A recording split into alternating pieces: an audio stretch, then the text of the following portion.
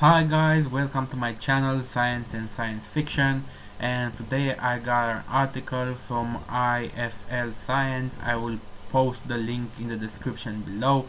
I also got a NASA documentary that I will place in the list below, and the article is about Jupiter's moon Ganymede, I think it's pronounced, and for pronunciation purposes I will call it Gany because I cannot pronounce it for the rest of this video.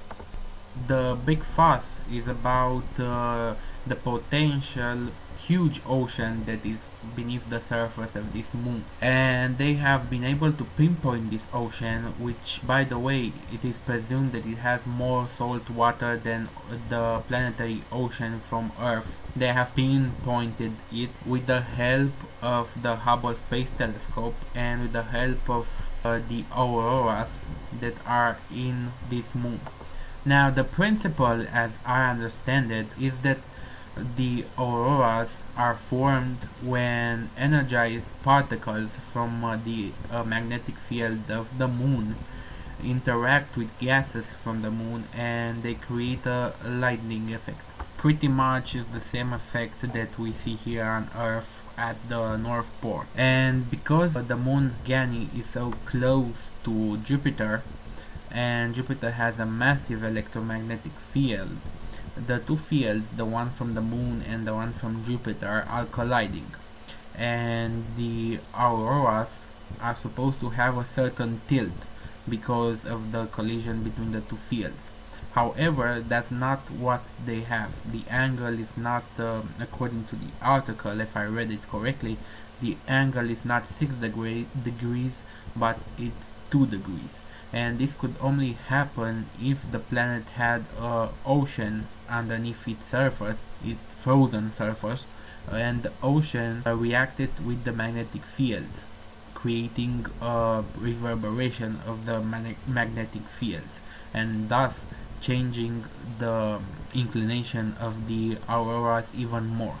This is basically the process that they use to determine the ocean and the amount of water, salt water, that would be necessary to reverberate the electromagnetic fields. Now, after reading this article, because it's a very short article, I also watched the movie from NASA, and it's basically an interview with some specialists, I think it's 5 of them from NASA, and they were asked certain questions. I don't remember them off the top of my mind right now because the interview is 54 minutes, but some of the questions were really on point and they tried to answer as best as they could, although it seemed to me they were a little bit conservative. They didn't want to state anything that they weren't sure of, not to create another rumor inside of the population that would later be proven not true.